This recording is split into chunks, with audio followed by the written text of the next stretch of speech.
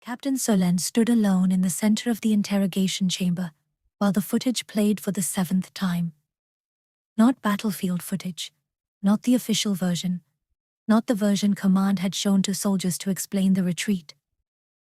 This was private surveillance, a high-angle recording from one of the damaged reconnaissance drones hovering above the evacuation road.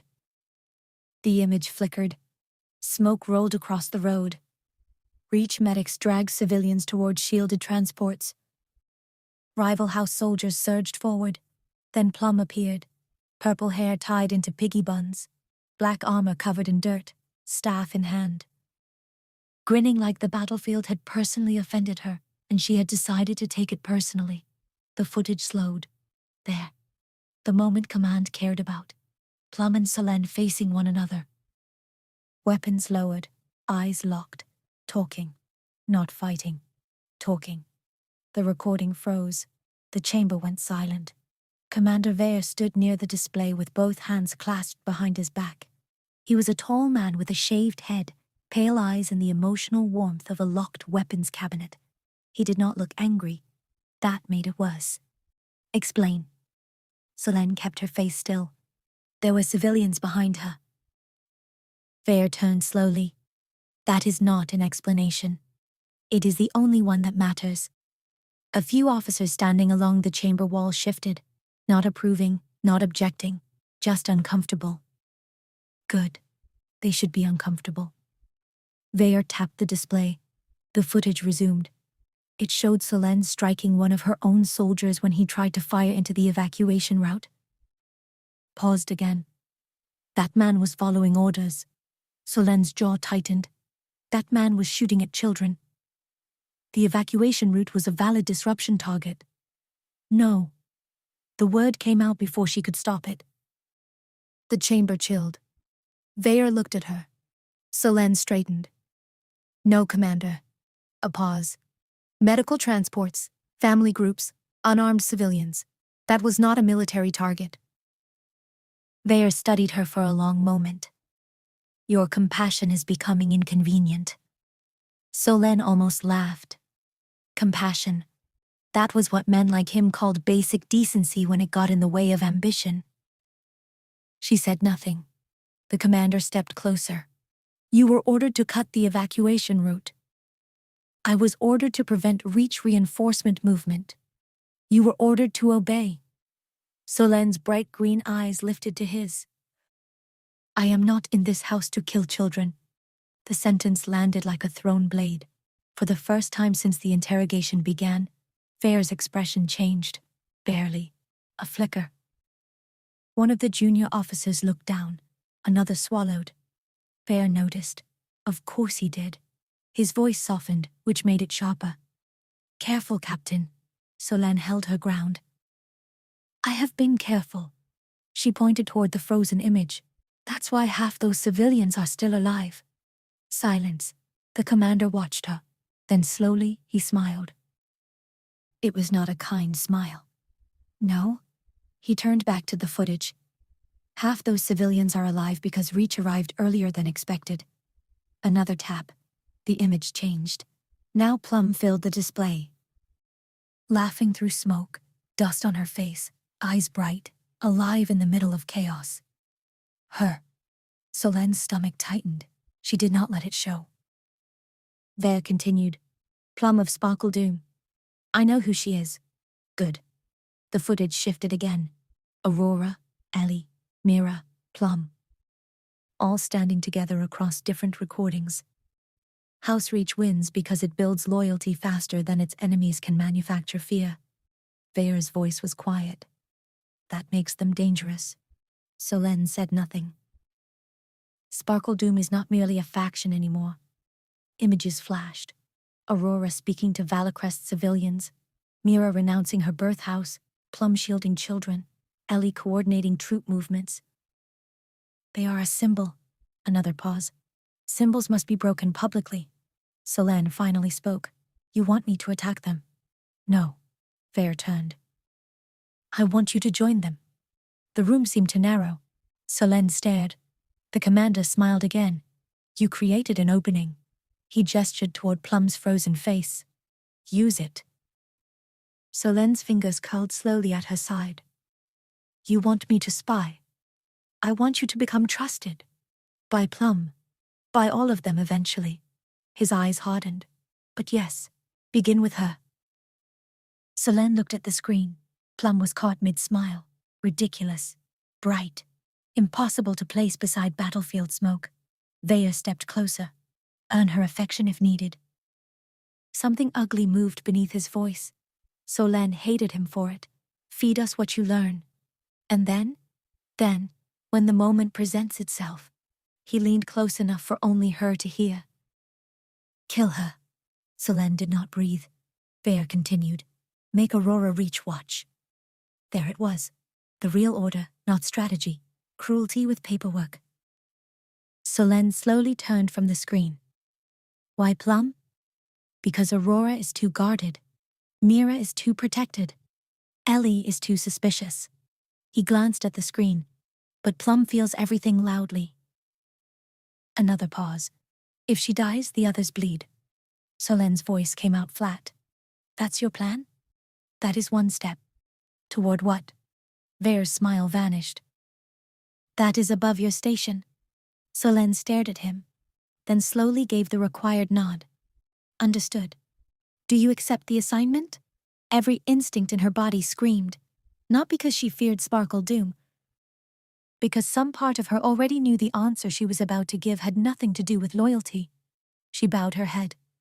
I accept. Vare studied her one final time. Good. He turned away. Your shuttle leaves within the hour. Solenne turned to leave, then Vare spoke again. Captain. She stopped.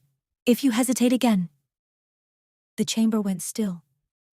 I will choose the next target myself. Solenne did not turn around. I won't hesitate. That was the truth. Just not the truth he thought he heard. Her quarters were small, military, grey walls, one narrow bed, one weapons locker, one desk. No decoration except a tiny metal carving of a bird her younger brother had made before he joined the fleet and stopped riding. Solenne closed the door behind her, locked it, then stood completely still. For several seconds she wore the face she'd worn in the chamber. Calm, controlled, obedient. Then it cracked. She exhaled hard and leaned against the door. Her hands shook, not from fear, from rage. Kill Plum. Make Aurora watch. Break Sparkle Doom. Children as targets, people as pieces. The house had always been harsh. She knew that. It had always been ambitious. She knew that too. But Valacrest had changed something. Or maybe Plum had. Solenne crossed the room and opened her weapons locker. Inside, everything sat perfectly arranged. Blades, pistol, recon tools, false civilian credentials, an infiltration kit already prepared. They had planned this before the interrogation. Of course they had. The scolding had only been theater. She reached into the side pocket of her battle jacket and removed something small. A strip of purple cloth, barely more than a torn ribbon. It had caught on her armor during the retreat, ripped from one of Plum's wrist ties when they collided near the evacuation road. Solenne had noticed it later. She should have thrown it away. She hadn't. She stared at it now, then laughed once under her breath. Idiot. She wasn't sure whether she meant Plum or herself. Probably both. The door console flashed. Departure notice. Solenne packed quickly. Weapons first, then spare clothes, then the false documents. Then, after a long pause, the purple strip of fabric. She tucked it into the inside lining of her jacket. Not hidden well enough from a proper search, hidden well enough from herself. Before leaving, she looked one last time at the grey room. The house she served had given her rank, training, purpose, but it had never once given her peace.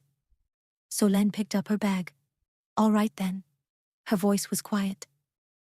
Let's see what kind of people they really are. Everlight woke beneath rain, not heavy rain, soft, warm, the kind that made roofs whisper and gardens smell alive. Aurora stood in the main council room staring at 3 separate infrastructure reports, as if one of them might confess to being unnecessary. None did. Mira sat nearby, surrounded by datapads, charts, and glowing projections. Ellie stood at the wall display, reorganizing guard rotations. Plum lay upside down on a couch eating fruit slices from a bowl balanced on her stomach. In other words, government was thriving. Aurora rubbed her eyes. I thought winning the Eclipse came with less drainage planning. Mira didn't look up. Why would it? Because I suffered. Unfortunately, suffering doesn't cancel plumbing. Plum raised one hand. It should. Ellie pointed toward her without turning. You are not helping. I am emotionally supporting the anti-plumbing movement. Aurora sighed. A communication request pulsed across the central display. Unity Administrative Council. Mira looked up immediately. That's Governor Sala. Aurora straightened. Put her through. The screen brightened. Governor Sela appeared seated in Unity's primary council chamber. She was a sharp-eyed woman in her 50s with silver-brown hair, practical clothes, and the expression of someone who had slept less than everyone else and intended to make it their problem. Champion Reach? Aurora smiled. Governor. Sela did not waste time. We need one of you on Unity. Plum sat up too fast and spilled fruit across herself. Are we under attack? No. Plum relaxed, then frowned. Less exciting, Sela continued. Population intake has exceeded projected limits by 17%. Mira winced. Already? Already. Ellie stepped forward. Housing? Temporary structures are sufficient for 6 weeks. Food? Stable. Medical? Functional but strained. Aurora listened carefully. Then what's urgent? Sela's expression shifted. People. Silence followed. The governor continued. Unity is not Everlight. We were the first settlement. Some of our original citizens are worried the Valcrest arrivals will change the identity of the world before it has fully formed. Aurora slowly nodded. That made sense. Messy sense. Real sense. Sela leaned forward. I don't need soldiers. I need one of Sparkle Doom here. Mira understood first. You need reassurance. I need presence. Sela looked toward Aurora. Your invitation brought them. No resentment intended. But words spoken from Everlight don't solve fear on Unity. Aurora looked at the others. Ellie nodded slightly. Mira was already thinking. Plum lifted a fruit slice from her lap and ate it. Aurora ignored that part. I'll come. Sela looked relieved. Then Mira spoke. I should come too. Aurora turned. Mira continued. Many of the new arrivals came because of me. A pause. If Unity feels overlooked, I can help explain the transition plan. Ellie nodded. That would be useful. Plum raised her hand. I also volunteer. Everyone looked at her. What? Aurora smiled. You hate council meetings. Yes, but Unity has the best honey bread. Mira blinked. That's why? And emotional support. Ellie folded her arms. For the bread? For everyone. Aurora shook her head. We leave this afternoon. The call ended. Rain continued tapping against the windows. For a moment, everything felt manageable. Complicated, but manageable. Then Rowan walked in carrying a sealed water system report. He stopped when he saw all 4 women looking purposeful. Oh no, Aurora smiled. We're going to Unity. Government matter? Population integration. That sounds very official.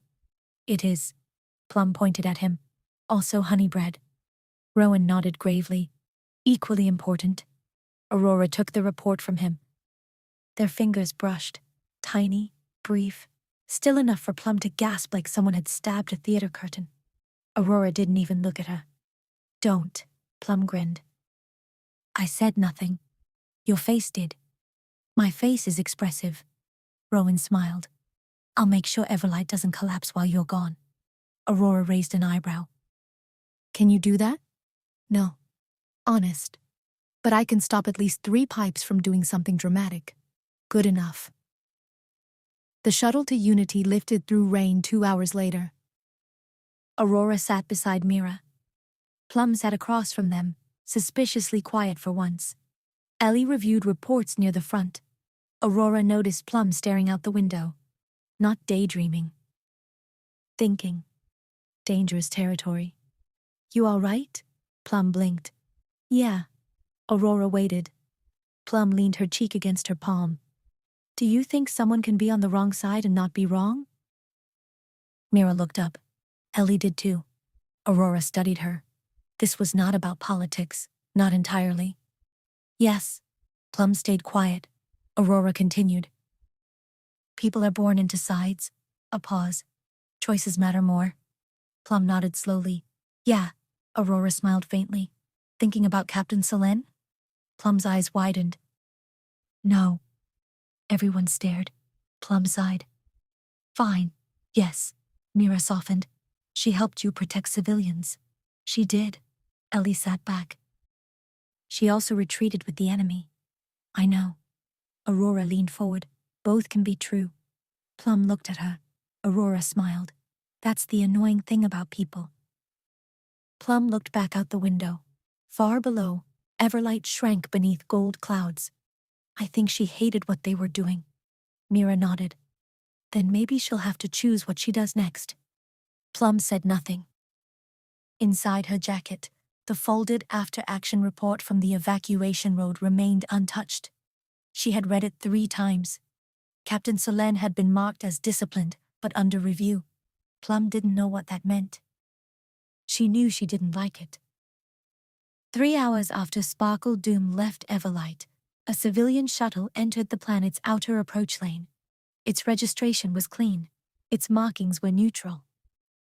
Its pilot credentials belonged to a trader who had died 6 months earlier on a mining moon nobody cared